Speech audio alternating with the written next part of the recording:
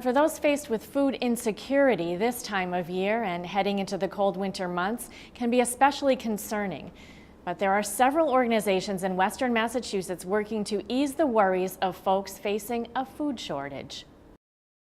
Officials at the Food Bank of Western Massachusetts say they are prepared to help more than 200 of their member agencies throughout Berkshire, Franklin, Hampden, and Hampshire counties. These include shelters, meal sites, and food pantries.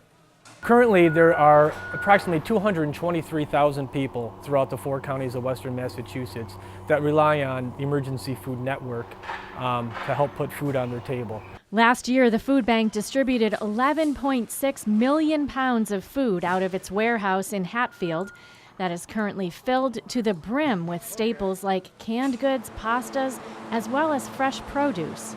We've been working with local farmers and partnering with them, and we're receiving more donations from local farms than we ever have before. And we're also using dollars donated from individuals throughout the community to purchase food from local farms. And we have great partnerships with farms all throughout the Pioneer Valley, getting such fresh produce as sweet potatoes, carrots, corn, parsnips, cabbage, and being able to provide those healthy, fresh food out to the community for families in need. So they're not relying on, foods that are high in fat and salt content, processed foods. The food bank has also gone mobile, delivering trucks full of fresh and non-perishable groceries from the warehouse directly to the community sites for immediate distribution to residents. The parking lot of St. Michael's Cathedral is host to one mobile bank on the second Friday of each month from 1:30 to 2:30 p.m. There are no eligibility requirements to receive food from the mobile food bank. Anyone in need of assistance can attend. The first week we had over 50 individuals that came down, and now it looks like it has doubled. So that means that the word is getting out, the word is spreading, which is something that we can only hope for.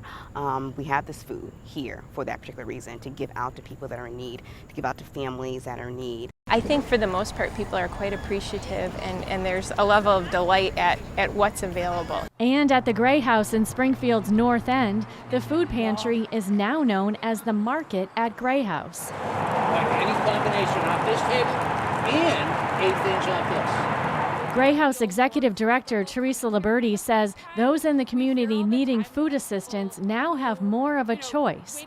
At the end of September, Gray House rebranded its food assistance name and also opened for evening distribution twice a month, focusing on the fact that working families will have one less thing to worry about. We hear all the time from people who, waited till the very last minute as a last resort coming to us when there was literally no food left in their kitchen and their children were going hungry. That's when they decided to come to receive food assistance. And we want to try to get people before that happens. And we have the food to give out, so we'd rather it be on people's plates than on our shelves. Liberty assures that the Market at Gray House will not turn anyone away. Over the coming months, Gray House anticipates servicing anywhere from 80 to 140 families a week. She says their biggest distribution will happen Thanksgiving week. We're hoping to give out meals to over 600 families. Last year we had about 650 families that we gave turkeys and all of the other fixings to. For more information on these organizations and how they are addressing food insecurity in communities throughout Western Massachusetts, we have a link at iobserve.org. And it's important to remember that area food pantries are in need of year-round donations.